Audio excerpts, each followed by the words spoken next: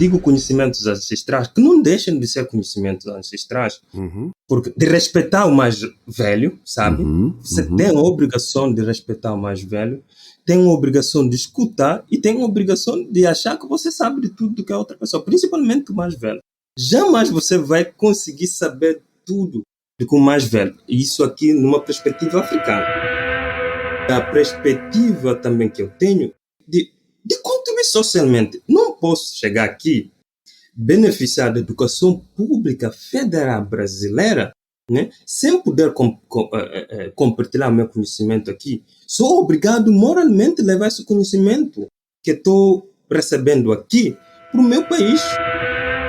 A gente pode estar longe do nosso país, mas o país nunca fica longe da gente. Através da ajuda de vocês, eu estou conseguindo chegar aqui com esse material aqui. É isso que eu tenho. O que é que a gente pode fazer junto? Numa cooperação, num processo de escuta, num processo de respeito e num processo de ganha-ganha, né? Dando mais sentido à nossa existência. O Kusundere, que nasce do Zulu, que nasce do Kundere e do Kusunde, né? Que vai dar esse aspecto do Kusundere, que vai pegar a cultura hip-hop para fazer essa expansão que o hip-hop vem tendo a cada ano, sabe? A cada álbum, a cada trabalho e demais outra coisa. Eu escolhi a música devido ao ritmo em si, o Kusundere, sabe? Certo. Que esse cara é a única pessoa que faz isso na Guiné, eu acho que no continente africano também. Naruhodô Entrevista. Ivanilson Diniz Geraldo Monteiro. Naruhodô. Você quer apoiar a ciência? Quer apoiar o pensamento científico? Quer ajudar o Naruhodô a se manter no ar? Ouvir os episódios e espalhar a palavra já é um grande passo. Mas existe um outro jeito. Quem possibilita isso é a Orelo. Você escolhe um valor de contribuição mensal e tem acesso a conteúdos exclusivos, conteúdos antecipados e vantagens especiais. Além disso, você pode ter acesso ao nosso grupo fechado no Telegram e conversar comigo, com Altair e com outros apoiadores. Toda vez que você ouvir ou fizer download de um episódio pelo Orelo, vai também estar pingando uns trocadinhos para o nosso projeto. Combinado? Então baixe agora mesmo o app Orelo no endereço orelo.cc ou na sua loja de aplicativos e ajude a fortalecer o conhecimento científico.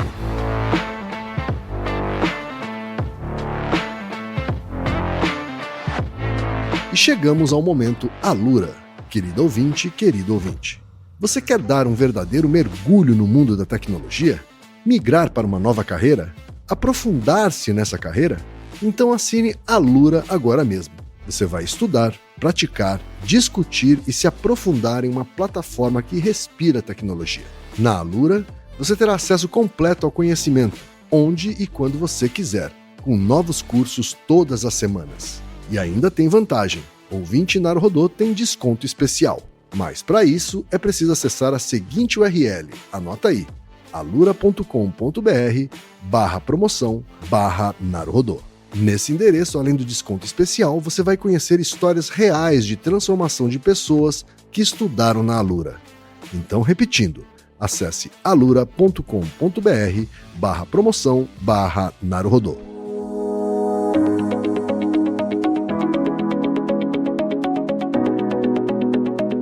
Ilustríssimo ouvinte, seguimos com a série Naruhodô Entrevista, que vai trazer conversas descontraídas com cientistas brasileiras e brasileiros que contarão sobre suas trajetórias, seus pensamentos e seus campos de atuação. Neste episódio, uma honrosa exceção, um cientista nascido na Guiné-Bissau que se tornou mestre e doutorando no Brasil, o sociólogo Ivanilson Diniz Geraldo Monteiro. Essas conversas alternam com os episódios regulares temáticos, combinado? Então vamos ao episódio de hoje com o sociólogo estudioso sobre o impacto do consumo de álcool no Brasil e em Guiné-Bissau, Ivanilson Diniz Geraldo Monteiro.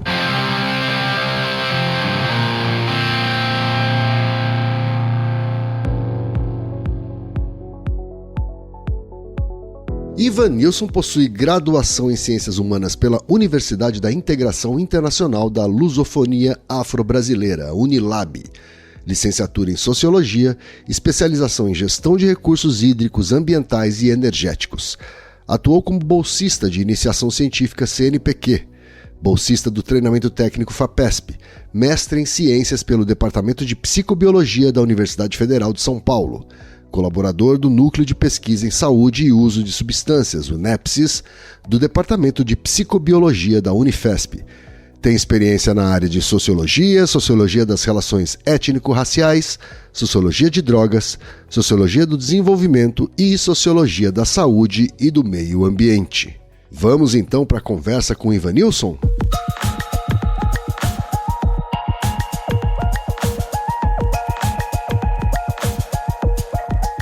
Ivanilson, como é que você tá? É um prazer receber você aqui no Naruhodô. Tô bem, eu que agradeço a oportunidade de estar aqui com vocês. Acompanho o vosso programa desde 2018, que eu descobri, a existência do Naruhodô. Acompanho, sempre tem novidades, sempre tem reflexões puramente científicas, sabe? Que leva a pessoa a pensar muitas coisas, que leva a pessoa a negociar posições, sabe? O ser humano é composto desse jogo, saber negociar posições. E Naruhodô dá essa oportunidade de a gente negociar posições, desconstruir as coisas. Olha, eu pensava desse jeito, agora, claro, com todas as reflexões aqui dadas, tenho que negociar, Tenho que passar a pensar de uma outra forma, saber lidar com certas situações que antes não sabia, sabe?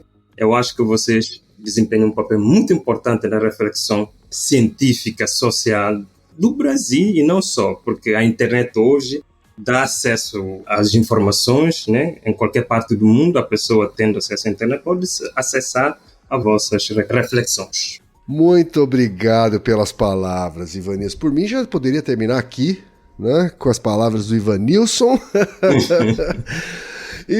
Para quem percebeu um sotaque um pouco diferente, Estamos falando com uma pessoa que nasceu aonde, Ivanilson? Eu queria que você me começasse contando onde é que você nasceu, em que contexto, como é que foi sua infância, E em que contexto você acabou sendo atraído pela pesquisa acadêmica, pelo mundo científico, Ivanilson? Conta pra gente aí, do nascimento à descoberta de um potencial pesquisador científico, Ivanilson. Então, eu sou da Guiné-Bissau, África Ocidental. Eu sou do norte do país exatamente Bula. Nasci em Bula.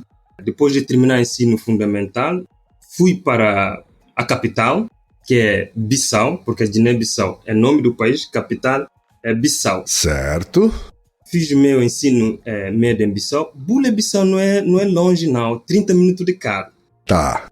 38 quilômetros, salvo erro, de Bula para Bissau. Fiz o meu ensino médio em Agostinho Neto. Agostinho Neto é herói nacional de Angola. Como a Guiné-Bissau e Angola, Moçambique, São Tomé e demais outros países da África têm como língua oficial portuguesa, A gente compartilha muita coisa. E aí, nesse compartilhamento, a gente vai compartilhando também nome de instituições. Certo. Escola onde fiz o ensino médio, Agostinho Neto. Agostinho Neto não é guinense, Agostinho Neto é angolano. Mas Agostinho Neto e Amílcar Cabral e demais outras figuras africanas lutaram pela independência desses países.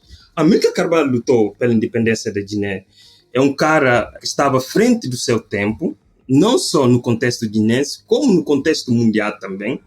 Lutou pela independência da Guiné e Cabo Verde. É o único país do mundo que lutou pela independência de duas nações ao mesmo tempo, sabe? Entendi. Amílcar Cabral conseguiu fazer isso.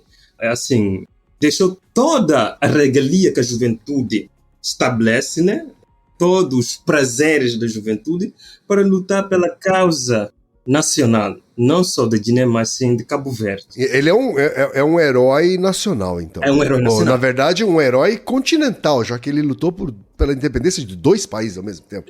Lutou. Amílcar é um cara, assim, à frente, muito à frente do tempo dele. Certo. E estudei nessa escola, Agostinho Neto, fiz o meu ensino médio lá. Só para entender, a Escola Agostinho Neto é uma escola pública ou privada? Pública, uma escola pública. Pública. Uma escola pública, uma escola pública. Terminei o ensino médio, fui fazer o primeiro ano de medicina, né? Certo. A gente tem ano preparatório. Medicina na Guiné é um curso, medicina pública, né? O curso público. É um curso onde temos profissionais cubanos dando aulas, professores cubanos dando aulas na Guiné, certo, né?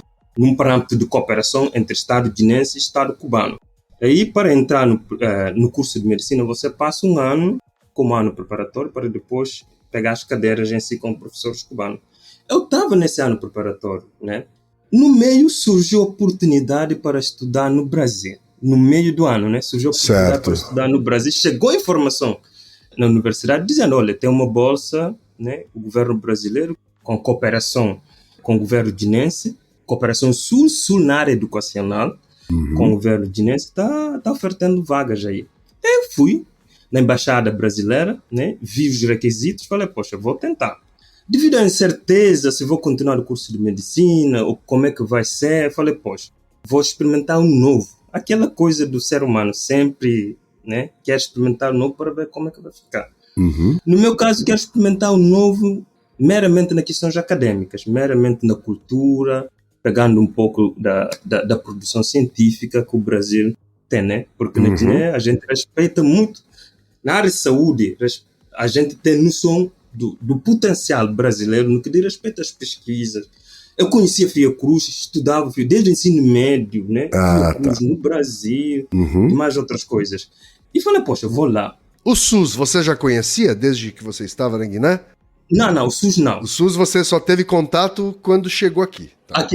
Aqui, que é uma coisa sensacional. Quando cheguei aqui, percebi que é uma coisa também fora de série. Uma coisa particularmente brasileira. Assim, eu cheguei aqui com a sensação de que vou fazer área de saúde, sabe? Vou tentar na área de saúde. No meio que eu me falei, não, vou tentar ciências sociais. Tem muitas reflexões aqui no meu país, digo aqui na Guiné, sim, que dá para fazer ciências sociais no Brasil e voltar. E contribuir também, né, socialmente falando. Cheguei aqui e fui fazer ciências humanas. Ciências humanas totalmente diferente da área de saúde, né? Em que ano você chegou aqui, Vanilson? Cheguei aqui em 2012, junho de 2012. Cheguei, falei, fiz ciências humanas, né? Terminei o nosso curso, a universidade onde eu estudei, né? A Unilab, que é a Universidade de Integração Internacional da Lusofonia Afro-Brasileira. Certo. Qual é a proposta da Unilab? É juntar África e Brasil no que diz respeito à produção do conhecimento, cultura e demais outras coisas. Desde já que o Brasil é a África, né? Eu digo que são margens do mesmo rio, sim, sabe? Verdade. A gente tem muita coisa em comum, a história não vai me deixar mentir aqui, né? E o nosso curso é dividido em dois momentos, né? O primeiro momento é humanidade, você pega antropologia, sociologia, filosofia, 2, 3 anos, depois você escolhe uma área específica, especialidade, né? Eu escolhi sociologia, fiz sociologia, terminei como licenciatura, né, em sociologia, e depois falei, poxa, sociologia, vou voltar às origens, né? A intuição de fazer a área de saúde, né? Vou voltar, vou ver o que é que eu posso agregar dos aspectos sociológicos com a saúde. O conhecimento sociológico que eu consegui construir aqui com o curso, com a ajuda dos professores e demais colegas, porque o conhecimento é isso, né? É sim, uma troca, uma ganha-ganha, sabe? É um processo de ganha-ganha. E aí falei, olha, vou ver o que é que eu posso agregar na área de saúde com sociologia. Comecei a pesquisar. Pesquisei, encontrei o departamento da psicobiologia, né, da Universidade Federal de São Paulo, Escola Paulista de Medicina. Um grupo, especificamente, que estuda, né, disciplina, porque no departamento os grupos são divididos em termos disciplinares, né, disciplina, medicina, sociologia, abuso de droga. Encontrei essa disciplina, falei, poxa, vou ver o que é que eu vou conseguir aqui. Conversei com a professora, né, a professora me aceitou, falei, poxa, vou seguir aqui. É isso, a minha trajetória acadêmica. Fiz graduação em Sociologia, fiz o meu mestrado no departamento da Psicobiologia, especificamente disciplina Medicina e Sociologia Abuso de Droga. É através dessa oportunidade de fazer mestrado que eu conheci o vosso programa, né? Ampliando mais campo de reflexões, né? Agora, você partiu rapidamente para a sua vida acadêmica, mas eu queria saber mais detalhes da sua infância, da sua adolescência, né? Especialmente porque você passou ela em outro país, que fica num continente que, como você mesmo metaforizou, é uma margem de um mesmo rio do Brasil, né? Mas eu não poderia deixar de tirar essa curiosidade, assim, né? De esclarecer essa curiosidade minha e das ouvintes e ouvintes, tá? Me conta como é que foi a sua infância e a sua adolescência lá em Guiné-Bissau. Então, foi assim, é uma coisa muito, muito bonita de falar. Quando a gente cresce, a gente para pensar e vê que são coisas... No momento, você até pode achar ruim devido a algumas dificuldades, devido à sensação de carência, incompletude, né? O ser humano tem isso, de sentir incompleto e mais outras coisas. Mas hoje, estando aqui, vejo que é uma coisa, assim, muito bonita de falar agora. Eu cresci numa aldeia, assim, no interior do país, não aldeia, mas no interior, em Bula. O meu desejo era ser jogador de futebol, sabe? Olha jogar lá. bola. Eu via no futebol como meio, né, de eu alcançar, sei lá, a minha vida, se estabilizar economicamente, né? E a Guiné também naquela época, 2008, 2010, foi uma época em que os jogadores saíam da Guiné para jogar em Lisboa, porque a gente tem esse elo ainda com metrópole, né? Metrópole colonial. Né? Sim. Guiné, Lisboa, os países africanos ainda têm essa ligação. Muito embora venha enfraquecendo com o passar do tempo, as coisas estão sendo desconstruídas, né? Eu queria ser jogador de futebol. Como milhões de crianças brasileiras também têm esse sonho, né? Pois é, exatamente. Eu entrei numa escolinha lá, vi que não vai dar certo, falei, poxa, a única coisa agora que a minha mãe vem falando sempre, vem martelando todos os dias, é a educação. Não tem como fugir, deixa eu deixar essas chuteiras aí e pegar, encarar, assim, focar na educação, nos estudos.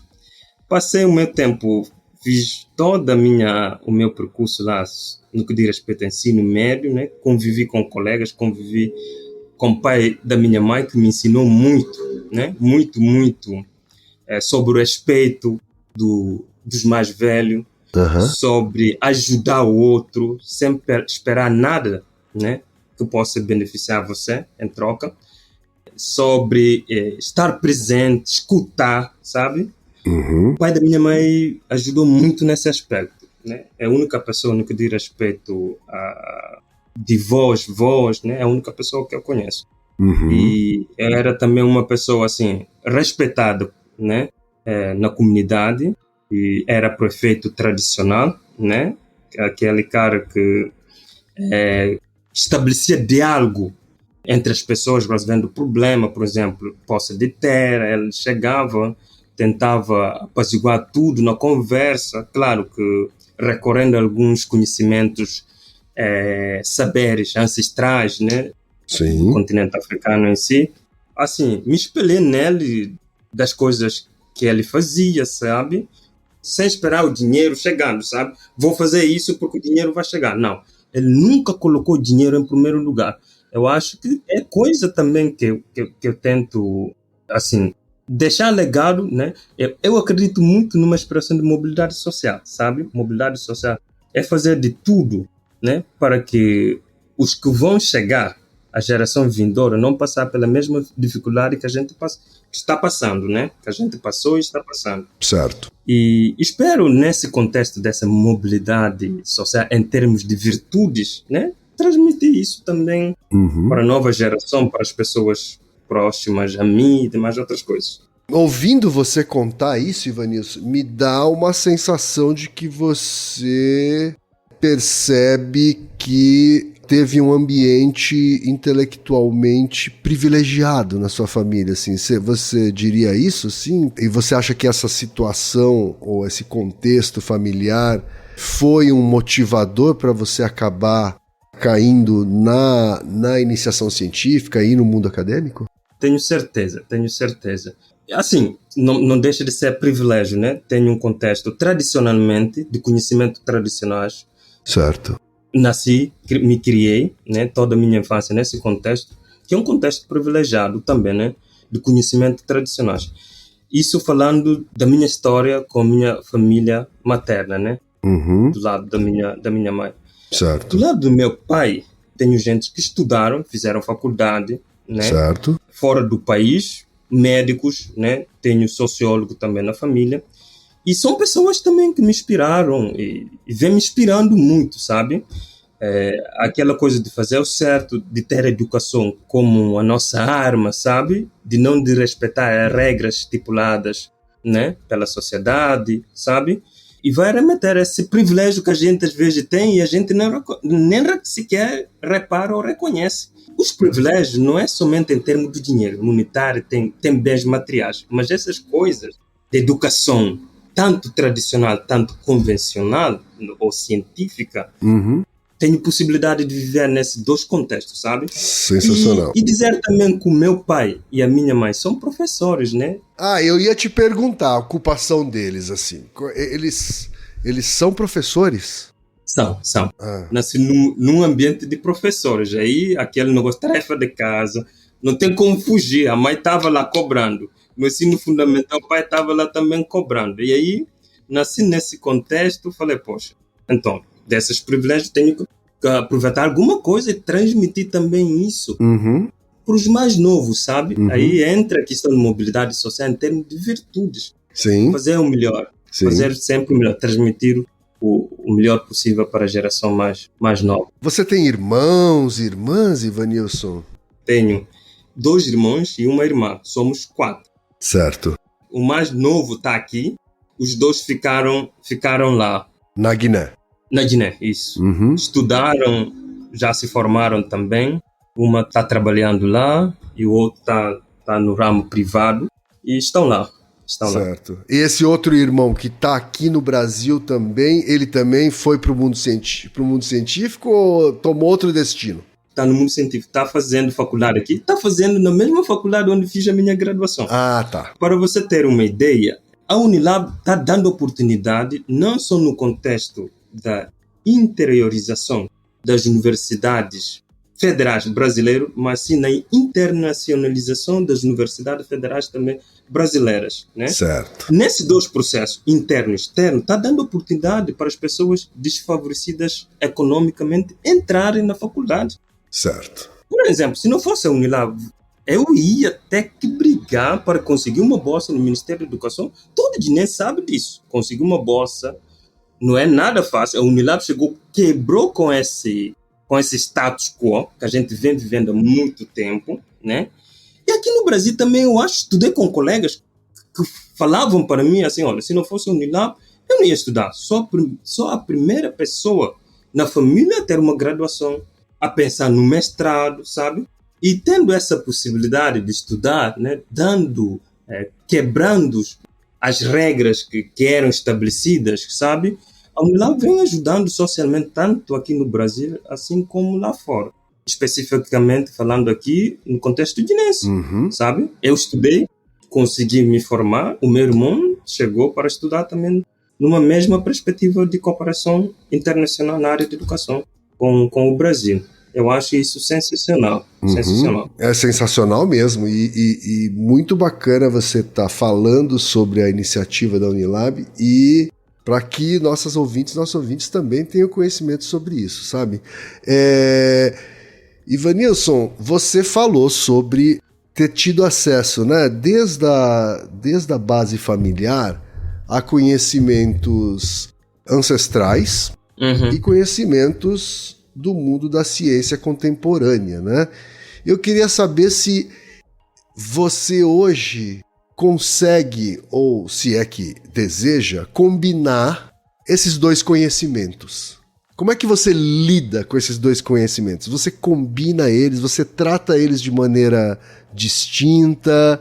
Como é que você lida com isso? Então, eu lido de uma forma bem tranquila, ó. Digo conhecimentos ancestrais, que não deixam de ser conhecimentos ancestrais, porque de respeitar o mais velho, sabe?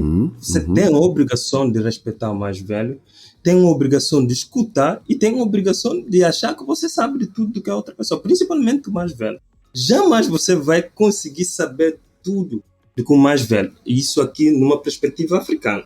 Certo. Numa perspectiva ocidental, eu não me enxergo num latte, por exemplo, levando o meu latte para a Guiné, mostrando para uma pessoa que me viu crescer, me achando de que sou mais importante do que essa pessoa, sabe? É dessa forma que eu tento lidar com isso, sabe? Desde a perspectiva também que eu tenho de contribuir socialmente. Não posso chegar aqui, beneficiar da educação pública federal brasileira, né, sem poder compartilhar meu conhecimento aqui. Sou obrigado moralmente a levar esse conhecimento que estou recebendo aqui para o meu país. Certo. A Unilab parte mais ou menos dessa perspectiva, né, de formar os quadros, desses quadros conseguirem voltar e dar continuidade do desenvolvimento dos países deles, sabe? É assim, falo isso sempre com meus amigos brasileiros, sabe? Temos um dever moral de não parar esse projeto só aqui. A gente tem que voltar e dar contribuição nas nossas comunidades. Tanto você que mora aqui no interior do Ceará, eu tenho a obrigação também de voltar para dar contribuição no meu país. O Brasil já avançou muito cientificamente. Para contribuir aqui intelectualmente, até posso dizer, poxa, vou ter muita coisa. O impacto da minha contribuição não vai ser tanto fazendo uma comparação com o meu país. O meu país está precisando mais, sabe? Certo. Tenho que voltar e contribuir lá. E aí você estava falando do científico e ancestral.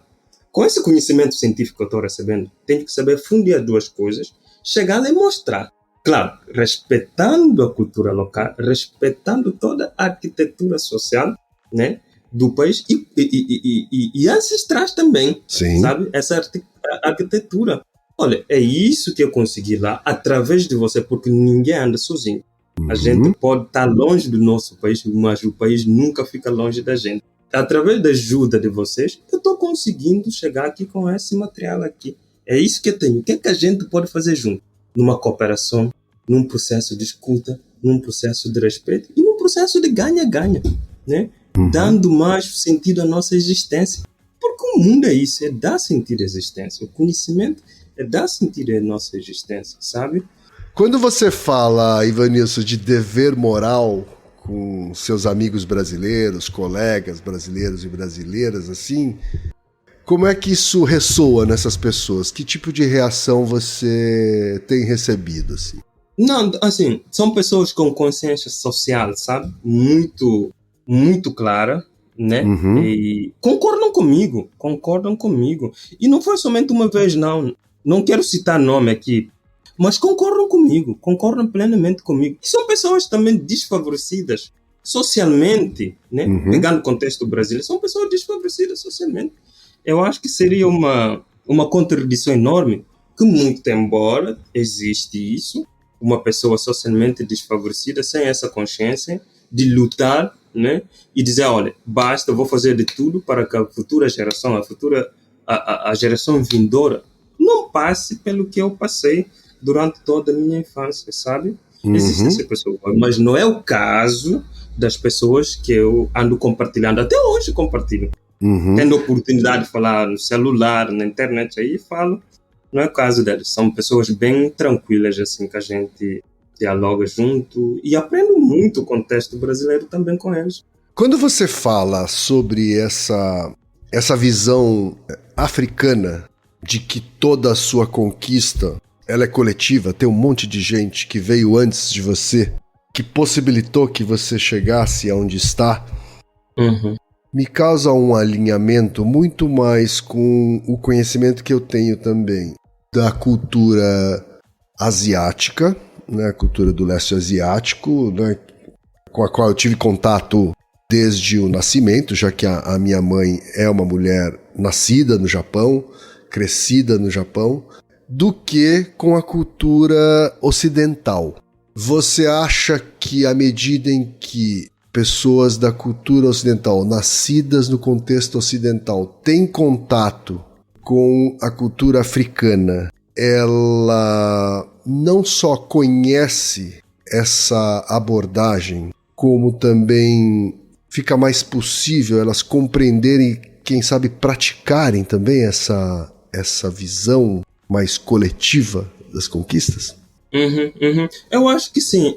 Muitas pessoas passaram por esse processo, né, de desconstrução, né? Acostumar, desacostumar, né? É um processo de desconstruir as coisas. Tendo contato com outras pessoas, principalmente da cultura africana, né? Da cultura japonesa também, que você falou, mas assim, é um processo lento. Certo. Devido ao enraizamento do sistema que a gente tem, que é o sistema ocidental, né? Que leva isso, esmaga, tortura totalmente, não dá ouvido, não dá sentido a essa percepção do mundo, acha que não vale levar em conta essas coisas, né? A cultura ocidental é isso. Cada qual por si, entendeu? O coletivo não tem nenhum sentido. E essa cultura, o sistema econômico é um sistema cultural. Sim, verdade. O que a Ocidente, né, prega, né, com a ajuda de algumas nações aí, é cultura, né? Você passa a impor a sua cultura, né, de modo de ser, organização econômica, sabe? Organização de instituições. E a nossa cultura, a nossa vida do dia a dia passa a não ter mais voz. Isso vai se perdendo. E essa percepção vem perdendo também, desde a chegada do colonizador e depois da expansão, né? Da expansão que eu digo, a globalização. A globalização não é nada mais, nada menos do que a expansão da cultura ocidental.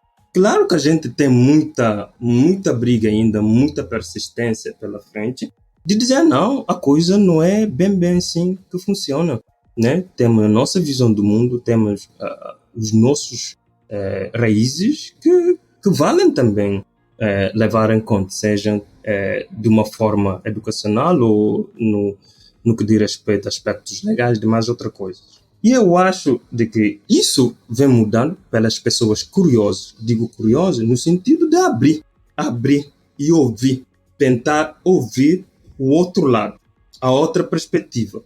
Eu tenho certeza, de 10, eu acho que 9 passa a desconstruir, né? De 10 pessoas, 9 passa a desconstruir a percepção, né, que tinha sobre a África, por exemplo, e sobre Japão, né, que acabou de citar aqui. É muito bom ter paciência, né? Muito bom. Está disponível também a fazer a outra pessoa compreender de que lugar você está falando, de que meio você veio, sabe? Mas haja vista que é um processo lento, viu? Processo lento, muito corajoso também.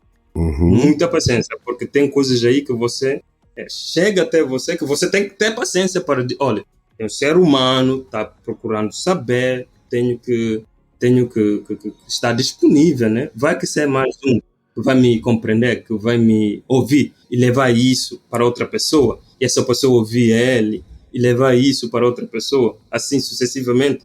Vai engrossando o caldo, né? Sim. Ô Ivanilson, tem uma curiosidade aqui. Você tinha algum conhecimento sobre o Brasil, mas até pela distância você tinha um conhecimento mais limitado do que tem hoje, né? Quando você morava na Guiné-Bissau. Queria saber que nível de conhecimento você tinha sobre o racismo aqui no Brasil. Porque você veio de um país em que você fazia parte, fenotipicamente, de uma maioria. Né? De uma maioria absoluta, né? A maioria você até encontra aqui no Brasil também, né? Não podemos nos esquecer nunca de que o povo negro, a população negra, né? E aqui sem querer homogeneizar essa população, porque é lógico que a gente está falando de muitas diásporas diferentes, né? Se encontrando aqui no Brasil, mas aqui você tem um predomínio absoluto, né, de pessoas não negras ocupando espaços de poder. Uhum. Quanto você já sabia disso antes de vir para o Brasil? E o que é que te surpreendeu positivo ou negativamente quando você chegou, sob esse aspecto? Vamos começar assim, dizendo o seguinte, pelas coisas positivas. O Brasil é um país muito rico, o Brasil é rico e tem muita gente boa aqui no Brasil, muita gente boa, digo boa assim, produção do conhecimento, que isso não é levado para fora do Brasil. A imagem que a gente recebe do Brasil não é a imagem de produção de conhecimento, que o país produz também conhecimento. As universidades federais aqui do Brasil são universidades boas. Digo federal porque são instituições que eu tenho acesso. Certo. Vou dizer das coisas que eu tenho acesso. São universidades muito boas. Essa imagem não é passada lá fora. O que a gente recebe lá fora de positivo do Brasil é Copacabana, é mulher, beira-mar, jardins, Avenida Paulista, sabe? Assim. E não é passada também a imagem de que a ciência brasileira, eu risco aqui a dizer, que é sustentada pelas mulheres. Eu encontrei muitas mulheres aqui na universidade. E olha, vou te dizer, são mulheres boas. Mas, assim, mais de família, cuidando dos filhos e produzindo conhecimento de igual, né? De igual modo com os homens, né? Não tem diferença, sabe? Independentemente desse obstáculo social, sim, que a gente essa tem. sobrecarga, né, que elas têm. Exatamente. Eu acho que a gente tem que começar a discutir isso dentro da ciência. E está tendo já uma discussão sobre isso. Poxa vida, cuidar de casa não é nada fácil. Uma pessoa cuida. Nada fácil. Assim, eu não conheço trabalho mais difícil que esse. Então, de cuidar de casa e educar filhos. Pois, exatamente. A gente tem que começar a discutir cotas nos concursos públicos também. Né? Reservar vagas especificamente para a mulher. Porque... E o papel do homem nisso tudo também, né? E o papel do homem nisso, exato. E o papel do homem nisso. Eu estava numa palestra em que uma mulher discorda com cotas de mulheres nas universidades, sei lá, concurso e demais outras coisas. Eu discordo totalmente. E eu acho que é dormir muito. Quem dorme muito não enxerga nada. É dormir muito para não enxergar isso. De que existe um descompasso enorme, um descompasso social enorme sobre isso. E as mulheres brasileiras, no que diz respeito à produção científica, entre nós aqui, a gente sabe que estão aí pau a pau com os homens. Sim. Tirando tudo, levando toda essa carga social que elas carregam, sabe? E isso não é passada. Essa imagem não é passada lá fora, né? No que diz respeito a aspectos negativos, né? Aspectos negativos, sobre racismo. Cara, quando eu cheguei aqui, racismo já estudava, já ouvi que existe até hoje racismo na Europa, porque tenho família, tenho amigos, né, que viviam e vivem até hoje na Europa, especificamente Portugal, sabe? Sempre quando voltam, né, de férias, visitando família e demais outras coisas, a gente sempre tem espaço de compartilhar, né, os momentos difíceis da Europa e demais outras coisas. No contexto europeu, eu já sabia, mas no contexto brasileiro, nunca tive oportunidade de refletir sobre isso na Guiné. Certo. Quando cheguei aqui... Deixa eu fazer um parênteses, antes de você falar do Brasil. Lá na Guiné, eu não sei qual a proporção de população branca na Guiné. Né? É ínfimo. É ínfimo. É ínfimo, mas é o suficiente para você ter vivido episódios de racismo? Não é suficiente. Não. Tá. Não é suficiente, não. Nunca passei. Certo. Claro que vai existir alguns privilégios localmente falando, certo. Porque são pessoas que ficaram no processo colonial e devido a esse rastro colonial, né, pessoas brancas, devido a esse rastro colonial, para apertar instituições e isso vai gerar de geração a geração. Certo. Você vai ter pessoas, né,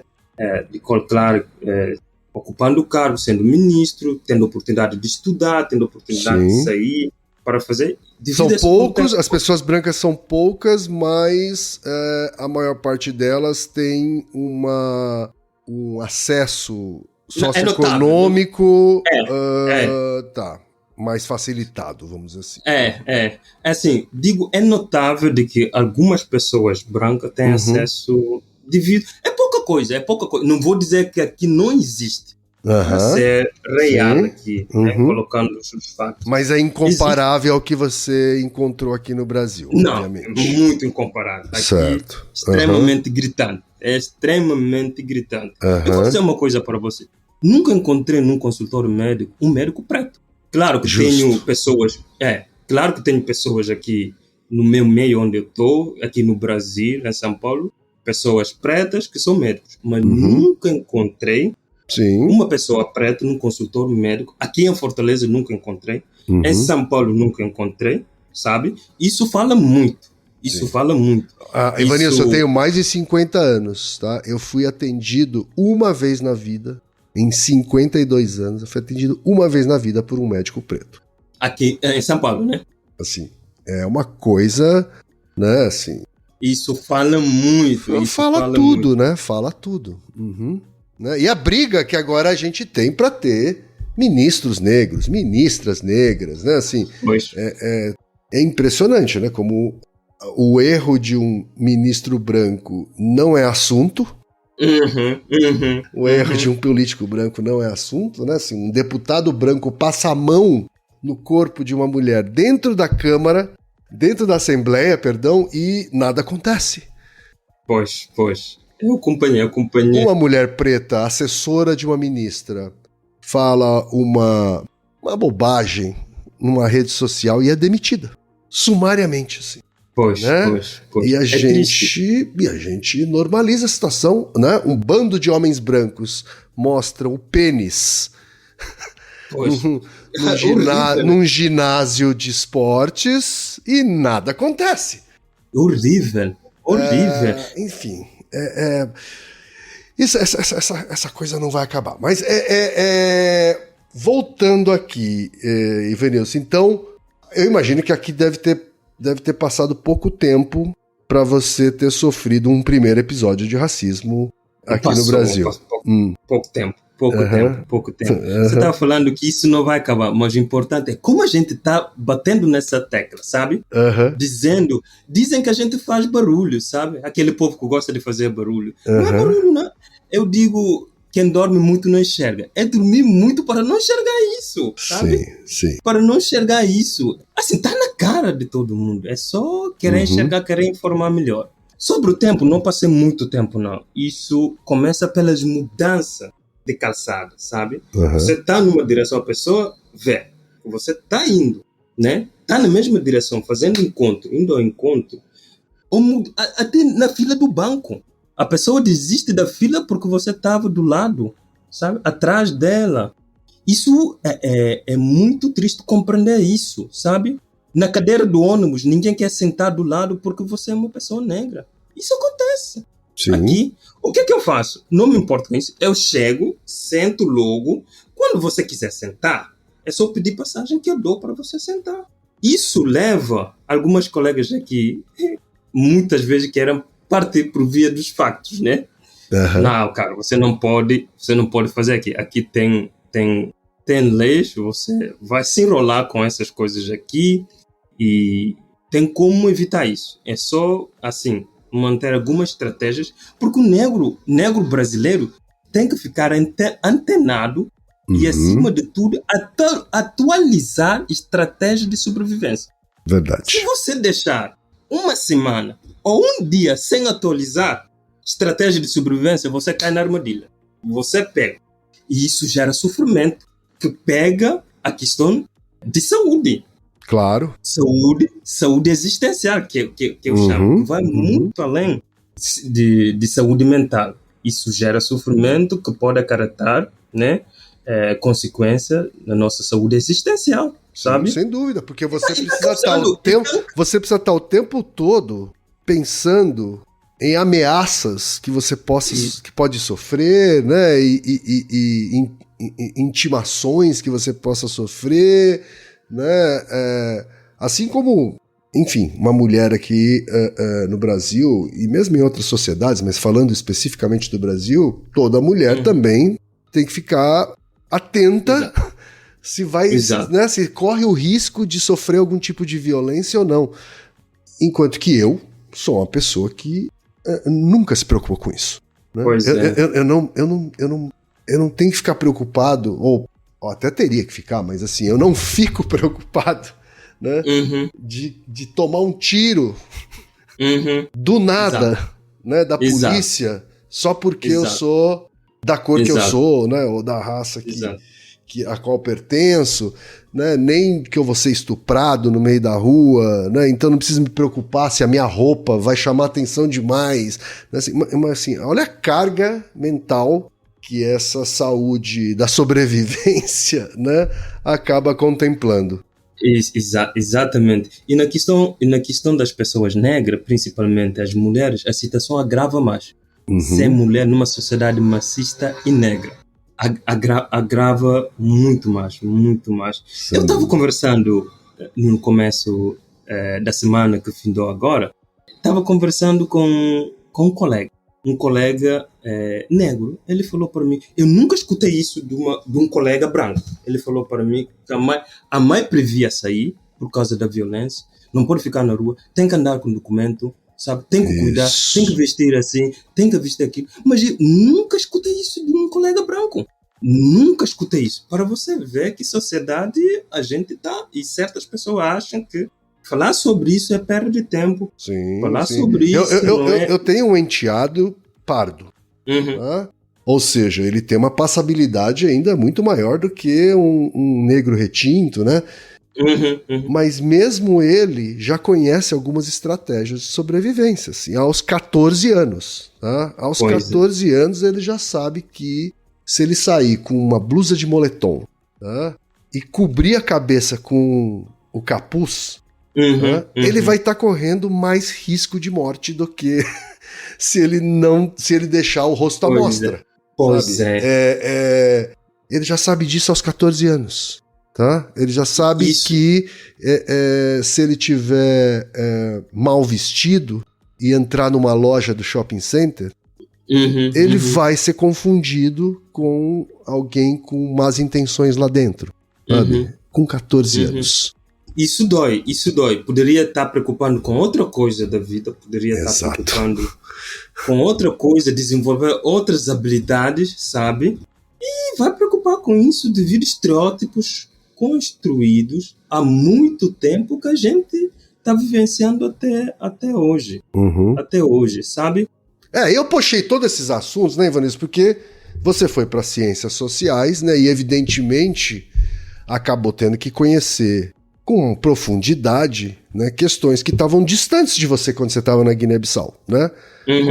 Como o racismo opera na sociedade brasileira, como é que isso está ligado à pobreza, como é que isso está ligado a consumo de álcool e drogas, né? Afinal, isso também veio a ser uma área importante de estudos na sua trajetória acadêmica, né? Então eu queria agora passar para essas áreas de estudo, né? Porque você tem estudos interessantíssimos assim, né? Que vão da análise do hip hop de Guiné-Bissau, né?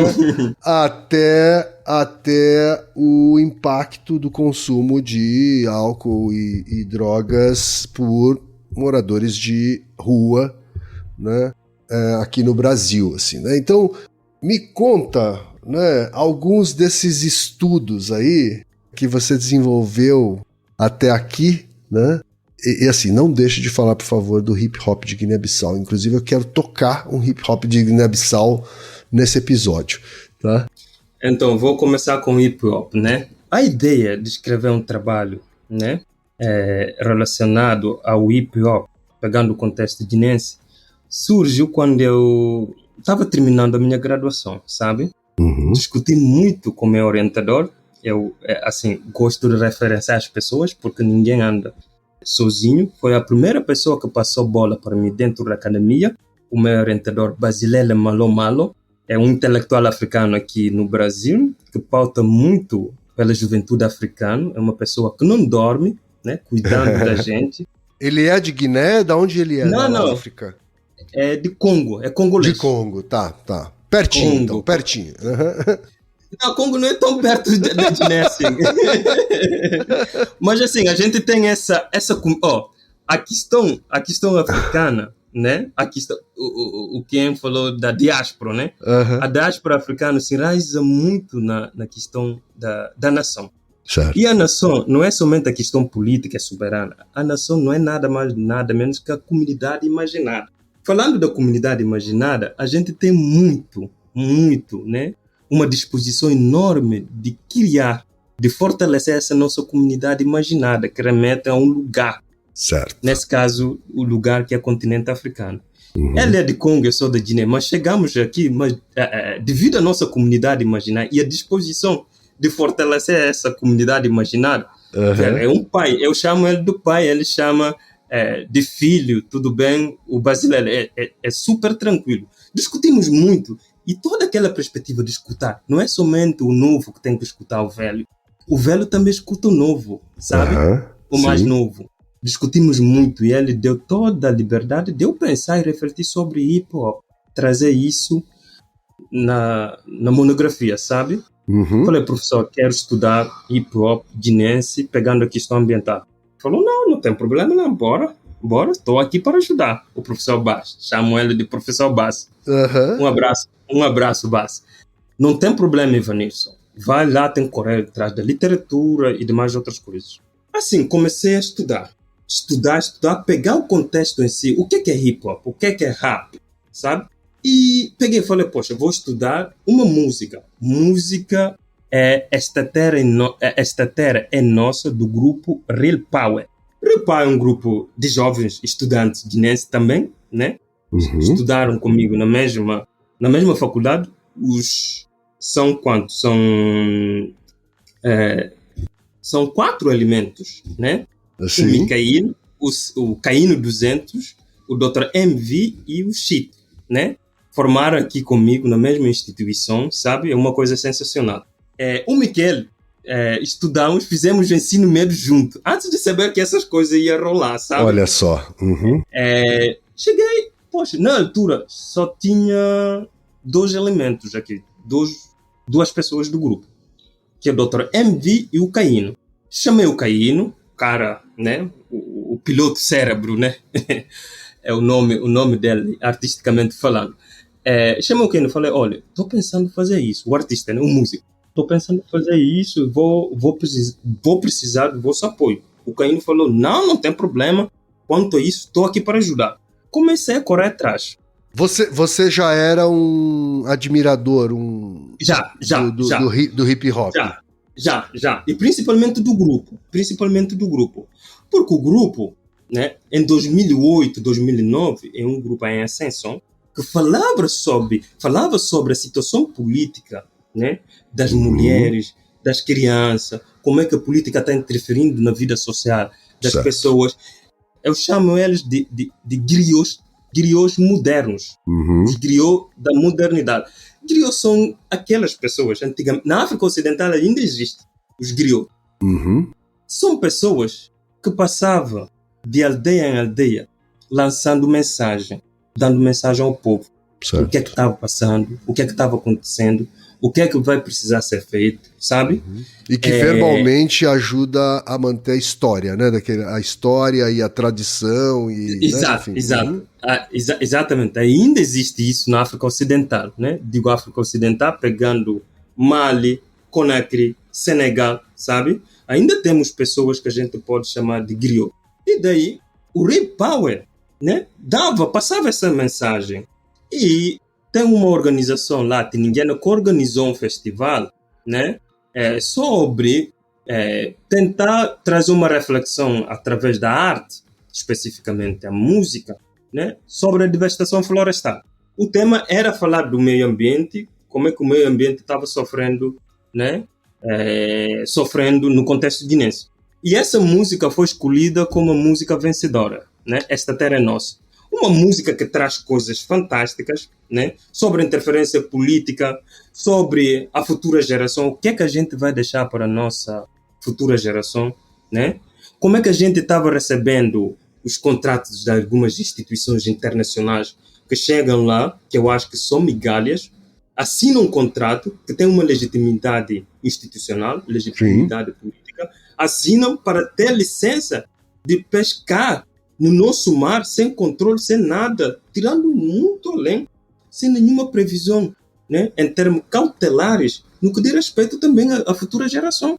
Né? A nossa floresta, chegando lá, assinando, tem licença para devastar enormemente, né, a floresta, que a gente tem um outro contexto no que diz respeito a enxergar o meio ambiente. Para um africano, o meio ambiente não é um lugar somente que tem árvore que você pode explorar, tirar madeira e demais outras coisas. É um lugar também que serve para a farmácia tradicional. A natureza é uma farmácia. Vendo? Você chega, pode encontrar remédios, pode encontrar coisas que podem satisfazer ou diminuir a sofrência das enfermidades, sabe? Sim, sim. E daí, chegam lá com contratos, fazem de tudo. O Repa lançou essa mensagem, conseguiu ser o grupo vencedor, né? Isso em 2009. Venceu esse concurso. Que eu acho que também é uma coisa muito, muito importante que me levou a estudar, a pegar essa música, porque o Real Power tem um produtor musical, né? O nome dele, eu acho que é bom referenciar as pessoas, no que diz respeito ao trabalho. Por favor.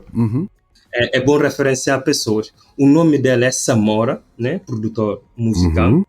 O que o Samora vem fazendo com o grupo Real Power? Ele lançou um ritmo especificamente, ritmo dentro da cultura hip-hop, ritmo que junta Zulu. Zulu é da África do Sul. Junta, funde Zulu, funde Kundere. Kundere é especificamente da ilha dos Bijagos, etnia Bijagos, que eu chamo de nação Bijagos.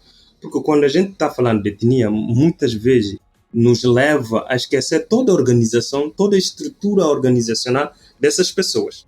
Sim. Nação traz mais essa perspectiva para tentar diminuir estereótipos, sabe? O Kundere o Kundere é de etnia Bijagos. Kusundere vai partir da etnia Balanta. A etnia Balanta é uma etnia que está povoada no norte do país e no sul do país, né? Estatisticamente falando, segundo algumas previsões estatísticas aí, dizem que é uma etnia numerosa, né, em termos estatísticos, na Guiné. O Kusundere, que nasce do Zulu, que nasce do Kundere e do Kusunde, né, que vai dar esse aspecto do Kusundere, que vai pegar a cultura hip-hop para fazer essa expansão que o hip-hop vem tendo a cada ano, sabe? A cada álbum, a cada trabalho e demais outra coisa. Eu escolhi a música devido ao ritmo em si, o Kusundere, sabe? Certo. Que esse cara é a única pessoa que faz isso na Guiné, eu acho que no continente africano também. É um trabalho a criação especificamente é dele, sabe? É uma coisa assim, fantástica. Eu falei, poxa, vou levar isso, vou colocar isso, uma coisa singular. O que é singular tem que chamar a atenção da gente. E fiz esse trabalho. Estudei a música, fiz a reflexão sobre a letra, falei com os músicos e deu um trabalho muito bonito, muito bonito. Haja vista com todo o apoio do meu orientador, Basilela Malo Malo. E daí, terminando esse trabalho com o Sundere, sentei e falei, poxa, eu vou começar a fundir, pegar esse conhecimento sociológico e levar para a área de saúde. E aí encontrei Núcleo de Pesquisa em Saúde e Uso de Substâncias, né? NEPSIS. Certo, o NEPSIS. Departamento de Psicobiologia. Encontrei uma orientadora também disposta para ouvir. Agradeço aqui a humanidade de receber uma pessoa internacional, especificamente do continente africano, dando essa oportunidade de desenvolver esse estudo. expliquei dos meus anseios acadêmicos, expliquei das minhas angústias acadêmicas. Ela falou, olha, não tem problema, vamos construir junto para ver o que é que vai sair. Aí começando a frequentar espaços vulnerabilizados, né? Passei quase um ano a frequentar porque não conhecia São Paulo. Eu aqui em Fortaleza, contexto totalmente diferente de São Paulo, sabe? A cidade em si, a agitação e demais outras coisas. Passei um ano visitando territórios vulnerabilizados, sabe? Visitei Cracolândia, visitei Grajaú e demais outros locais, assim, onde a vulnerabilidade é um aspecto bem gritante. Uhum. E para começar a desenvolver o trabalho, concordamos para desenvolver um trabalho de uso problemático da situação de rua, né? E ver as questões das vulnerabilidades. O Kusundere é a fusão do Zulu, que é da África do Sul, Kundere, que é um ritmo da Guiné-Bissau, da etnia Bijagos, Tá. e fusão também do Kusundé, que é um ritmo da Guiné-Bissau, da etnia Balanta, sabe? A Guiné-Bissau tem um pouco mais 30 etnias, né? 30 nações étnicas. E aí essa fusão, né, vai dar no Kusundere. Terminando esse trabalho com hip-hop, encontrei o NEPSIS, né? Núcleo de Pesquisa em Saúde e Uso de Substâncias, Departamento de Psicobiologia, da Unifesp. Encontrei uma orientadora dentro do NEPSIS, uma orientadora humana, uma orientadora também que pauta muito pela escuta. Começamos a dialogar sobre o trabalho que eu vou desenvolver no meu mestrado. Conversamos muito, mas muito. Nessas nossas conversas, né? A partir das nossas conversas, comecei a frequentar, visitar territórios vulnerabilizados dentro de São Paulo, né? Para entender melhor, porque eu estava num contexto de Fortaleza, a dinâmica social da cidade de Fortaleza não se compara com a cidade, com a de São Paulo, sabe? Comecei a frequentar esses espaços para ter noção mais ou menos das coisas que eu vou ter que refletir cientificamente. Visitei esses espaços vulnerabilizados, parto do conceito vulnerabilizado pensando o seguinte: vulnerabilizados eu utilizo porque o Brasil é um país muito rico. Se tem pessoas nessas condições, porque temos algumas coisas que não estão se encaixando politicamente falando, na arena política. Tomadores de decisões, sabe? Sim. O Brasil é rico, o Brasil é muito rico. E aí uso esse termo vulnerabilizado, sabe? Visitei esses territórios vulnerabilizados que acolhem pessoas que não aguentam muitas vezes esse nosso sistema que a gente tem, essa nossa sociedade que a gente tem, né? A sociedade brasileira. Visitei, para ter noção, quase um ano nessas visitas. Tive também a oportunidade de estar de uma pessoa fantástica que conhece o chão esse de São Paulo, sabe? Nesse quesito, a Heroí da Silva.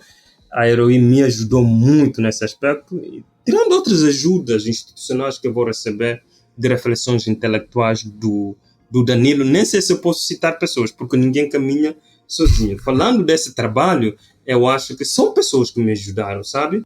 A Heroí, Danilo, a Tati, a Imérita, sabe? São pessoas que vêm caminhando comigo. Tirando a minha orientadora, né? De uma percepção fantástica no que diz respeito ao campo científico, no que diz respeito ao papel em si da universidade, sabe? Essas pessoas é a base desse trabalho que você pediu assim para eu refletir. Estudei pessoas em situação de rua e uso problemático de álcool, né? Peguei somente o contexto em que as pessoas só usam restritamente o álcool, sabe? Devido à pandemia, não tive a oportunidade de ter contato para fazer entrevista, né? Uma reflexão através de entrevista com essas pessoas, mas peguei os informantes-chave. O que é informante-chave? São pessoas que trabalham, conhecem a realidade dessas pessoas, né? Os profissionais. E demais outras pessoas que eu acho que não têm vínculo formal com qualquer que seja instituição para trabalhar com essas pessoas, mas que desenvolvem atividade com elas, sabe? Vão lá, procuram saber como é que elas estão, sabe? Um trabalho voluntário, sabe? Entrevistei também essas pessoas. Certo. O que eu percebi nesse trabalho? Que a situação do uso do álcool e outras drogas não começa somente a partir da pessoa chegar na rua e ter a rua como uma única opção, sabe?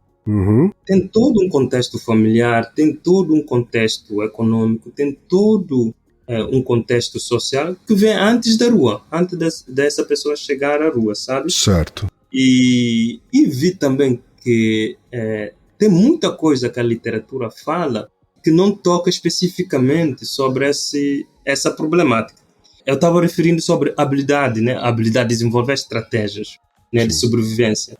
O que eu percebi durante o meu tempo tendo contato e desenvolver também trabalho, né, no processo de reflexões, né, análise do conteúdo, do material obtido. O que eu percebi? Que a literatura fala sobre outros aspectos, mas esquece um pouco. Pouco é falado sobre capital social dessas pessoas. Eu presenciei também, né, dentre várias capitais que a gente pode incluir dentro do campo, dentro desses territórios vulnerabilizados, eu peguei capital social para refletir. Capital social, capital que a gente não vê. Quem trabalhou com isso é Bourdieu, né? Pierre Bourdieu, o francês sociólogo, né? Trabalhou diferentes tipos de capital social, capital político, capital econômico. Peguei capital social. É um capital invisível que a gente não enxerga, mas que está aí.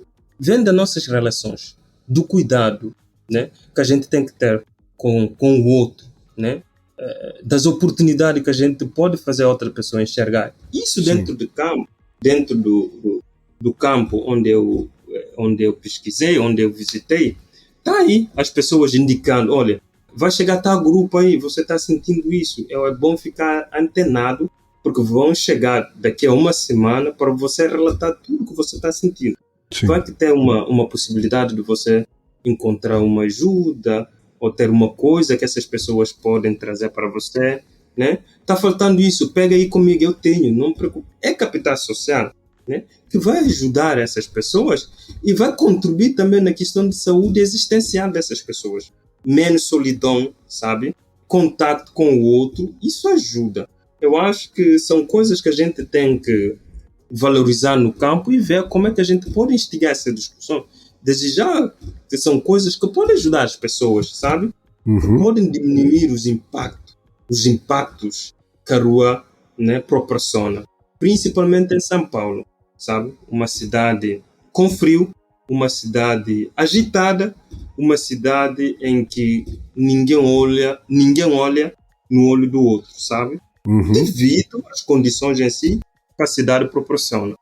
Fiz esse trabalho, terminei um trabalho com a ajuda, né, de outras pessoas, que eu citei há pouco aqui. Foi um trabalho de muito aprendizado, de desconstruir muita coisa. Eu acho que o papel de um cientista, ou uma pessoa que quer ser cientista, é dar essa abertura, saber negociar posições, desconstruir, né, desacostumar, acostumar, sabe? Sim. E olhar outro lado, olhar outra perspectiva. E com isso, olhei muito, desconstruí muita coisa, né? Muita coisa, dividem-se a história também, né? O histórico do grupo, sobre a pesquisa, né? Um grupo reconhecido, que vem estudando isso há muito tempo. Cheguei lá, aproveitei dessas oportunidades e concluí um trabalho com sucesso. E agradeço muito a instituição que me acolheu, e agradeço também o grupo em si, né? As pessoas, né, que me acolheram lá dentro do NEPSIS. Com esse trabalho do mestrado, no doutorado, olha só, no doutorado, álcool, situação de rua, saúde mental, tem tudo a ver com isso, sabe? Certo. E no doutorado agora estou propondo estudar saúde mental no contexto guinense, e isso nasce do outro trabalho do mestrado, saúde mental no contexto guinense, e fazer uma comparação com o Brasil, desde já que a gente tem uma margem do mesmo rio. Esse para você já é um exercício de legado, né? De levar de aplicar na Guiné um conhecimento que você obteve aqui no Brasil, assim. Exato. É o começo, eu acho, começo de muitas coisas no que diz respeito à aplicabilidade, claro, respeitando a sociedade guinense, respeitando a arquitetura, né, social do país, ouvir os outros, negociar as posições, assim, tem por obrigação receber todo esse conhecimento, toda essa informação científica, né, que é o conhecimento, tenho por obrigação levar isso para a minha comunidade. Recebi de uma forma gratuita, na instituição pública, respeitando a memória dos que lutaram pela instituição pública brasileira, principalmente as universidades públicas federais. Tem gente que deixaram os prazeres que a vida proporciona para lutar por uma causa, respeitando a memória dessas pessoas. E lutam até hoje, sabe? Sim. É uma luta contínua. Tem hora que a gente vai precisar lutar mais, tem hora que a luta vai se... Olha, é o momento de descansar um pouco devido à situação, devido à conjuntura, preservar a nossa energia para depois, quando chegar momentos difíceis, para a gente atacar. Sim, respeitando o legado dessas pessoas, eu acho que tenho por obrigação, né, levar isso para o meu país, dando a continuidade dessa propagação, né, do conhecimento, ajudando as pessoas, ajudando na existência de pessoas, que o sofrimento seja menos. O professor fala de errar menos, né, que o sofrimento, que as enfermidades sejam sentidas de uma forma menor possível, menos impactante possível, sabe? Menos doloroso possível, né? A gente não vai dizer, não, deixar a pessoa ficar sem sofrimento. Isso não existe. Claro. Mas a gente tem que lutar que o sofrimento seja, o impacto seja menor possível. E você falou uma frase aí que me lembrou uma outra, que é uma amiga ativista negra, que ela sempre diz, né, assim, que quando você falou sobre a necessidade de descansar de vez em quando, né? E ela falou para uma outra amiga dela que disse que estava muito cansada, que estava com vontade de desistir, né, de lutar pela causa antirracista, e ela falou, olha, o ativismo funciona assim, quando você cansar, você descansa, você não desiste. Né? Exato. Porque é uma luta sem fim, como você mesmo disse, assim, né? É uma luta sem fim. E se descansar, a obra morre. A obra morre, porque o outro lado que está lá, que a gente está tentando fazer, olha para essa questão, tem que levar isso em conta, não importa disso, chega com tudo, né? Sim. Descansar do momento que você acha que as coisas ainda não precisam de tanta briga, assim, sabe? Sim. Aí você resguarda para poupar esforço, porque a vida é dinâmica, sabe? A conjuntura do nada muda. Sem dúvida. Chega tempestade que você... Nossa Senhora! Tenho que começar, sabe? E esse momento de descansar, eu concordo exatamente. Esse momento de descansar e não dormir é bom. O físico, a mente descansa, o físico também. Mas aí fica antenado, sabe? Com menos preocupação. Claro. Olhando as coisas. Para encerrar aqui, Vanilson, você pensa em voltar para Guiné e você já imagina como aplicar todo esse seu conhecimento no seu país materno? É uma pergunta que fizeram para mim na sexta-feira. Um colega meu perguntou, numa roda de conversa, numa dinâmica que o professor colocou para a gente fazer, né? Eu falei e ele perguntou, e Vanilson, você está pensando em voltar? Em 2012, quando eu estava saindo, você saiu com uma perspectiva de revolta, sabe? Está tudo errado politicamente. Ninguém está dando oportunidade para as pessoas que formaram. Ninguém está dando oportunidade para os quadros. O que é que eu vou voltar aqui para fazer? O quê? Desperdiçar o meu tempo, desperdiçar o meu conhecimento. Isso em 2012. Certo. Hoje, se você, lançando essa pergunta, perguntando isso para mim, eu diria outra coisa para você, que eu vou dizer agora. Eu estou pensando em voltar. Eu acho que para honrar tudo que eu recebi aqui, para honrar toda a dificuldade, né, da construção da educação pública federal brasileira, tenho que voltar. Eu acho que é uma forma de honrar essas pessoas que deram vida, sabe?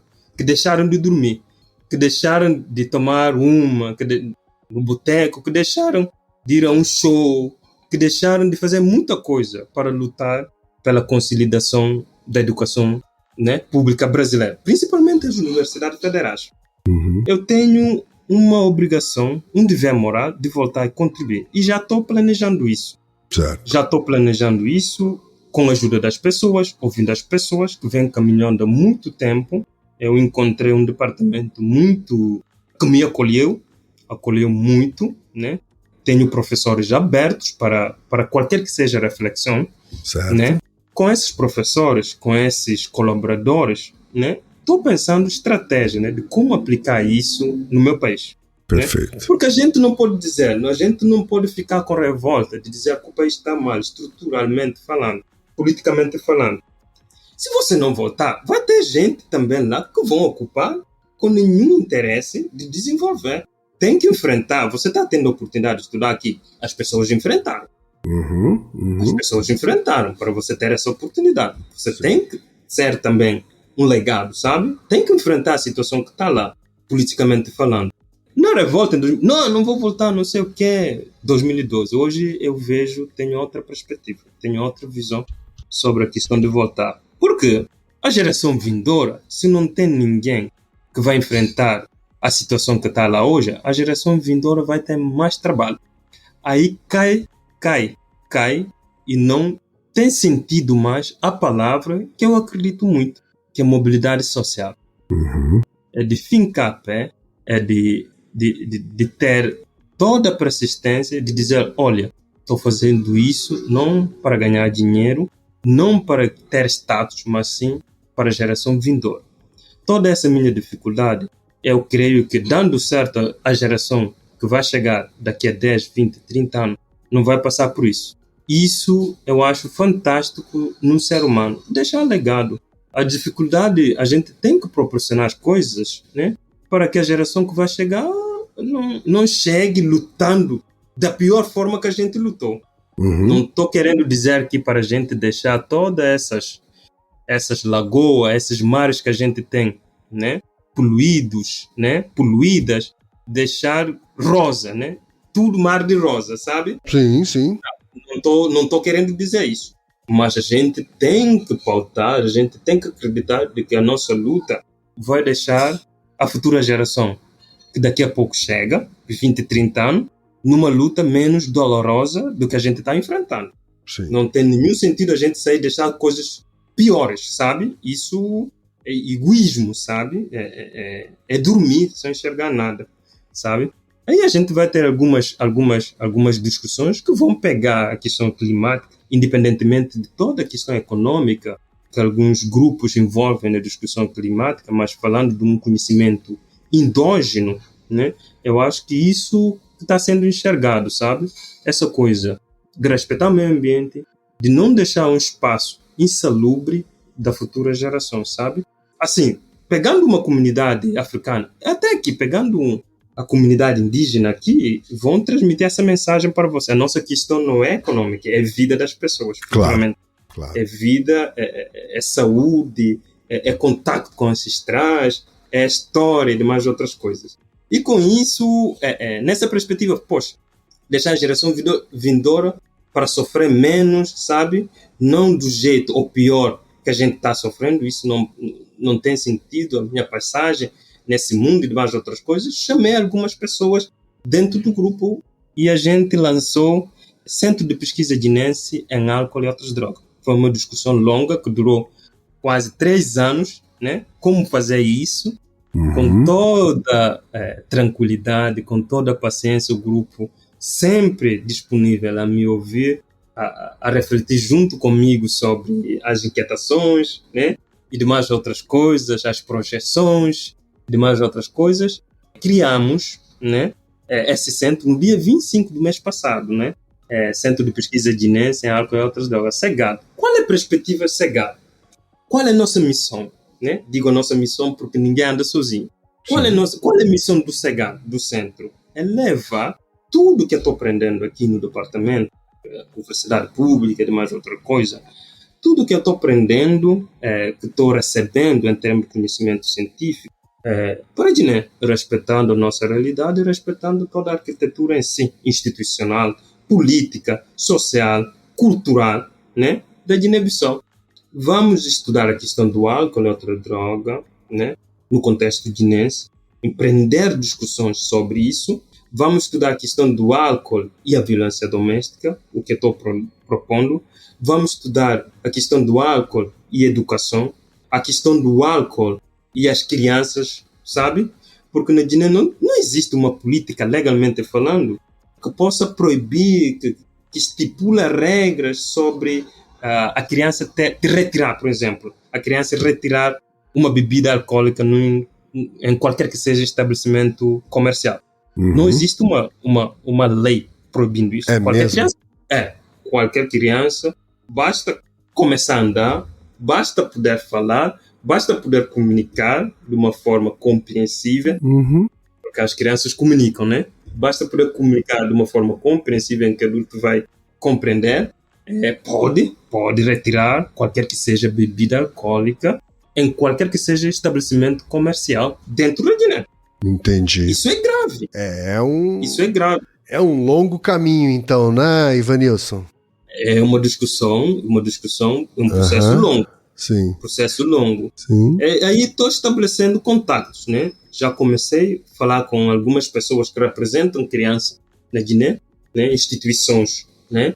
Que pregam pelo direito das crianças, instituições que pregam pelo direito das mulheres, entendeu? Para a gente ver o que é que pode sair dessa ideia. Imagino que vai ser um desafio, porque se já é um desafio num país com a lei, como o nosso, né, que com um estatuto da criança e adolescente como o nosso, e ainda assim é muito difícil, né? Eu imagino aqui no local onde essas políticas públicas ainda estão para acontecer. Pois é.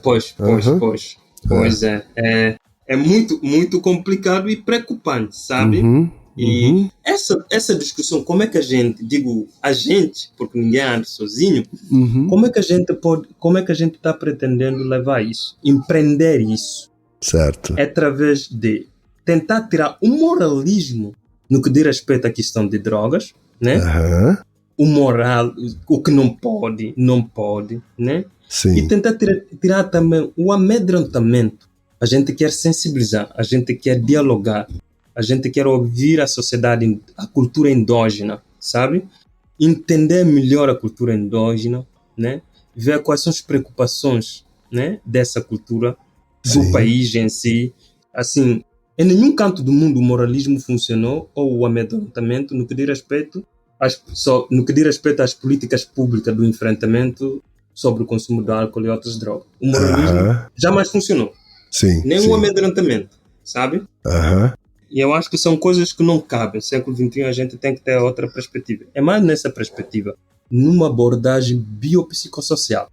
Biopsicossocial, ouvindo as pessoas, ouvindo a comunidade, né? Respeitando todo o conhecimento produzido localmente, respeitando a cultura endógena, respeitando todos os saberes ancestrais, sabe? Levando essa informação de uma forma horizontal, dialogando com as pessoas e dizer, olha, a gente está aqui não numa perspectiva de tentar impor e dizer que isso que vale, o outro não presta. Não, é ouvir para a gente construir junto e empreender possibilidades em que os sofrimentos possam ser menos impactantes, sabe?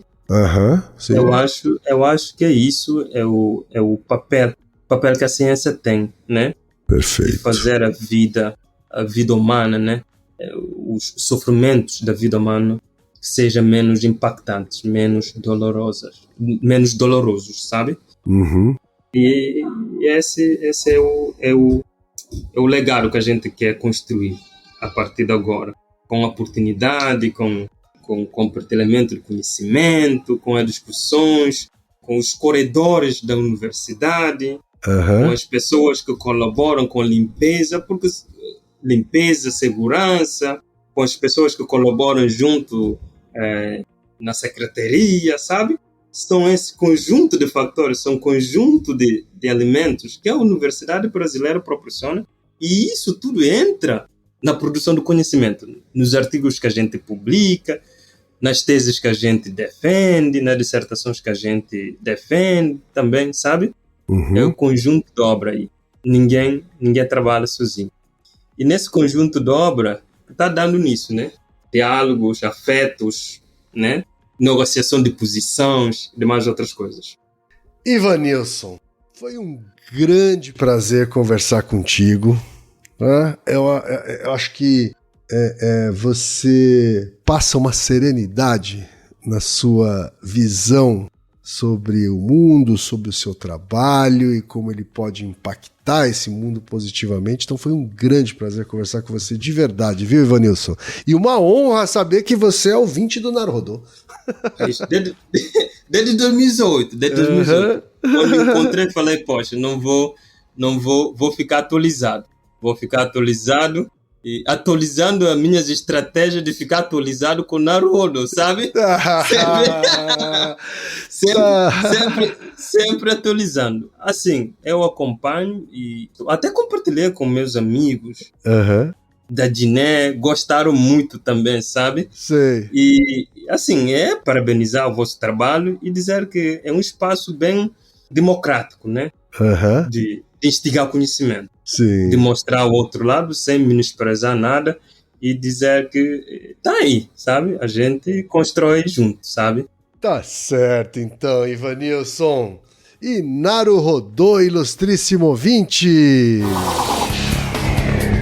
E você já sabe, aqui no Naruhodô, quem faz a pauta é você. Você tem alguma pergunta pra gente ou quer comentar algum episódio? Escreva pra nós. podcast@naruhodô.com.br. Repetindo? podcast@naruhodô.com.br. E lembre-se, mande nome completo, idade, profissão e a cidade de onde você está falando. É isso aí. Naruhodô. Esse podcast é apresentado por b9.com.br.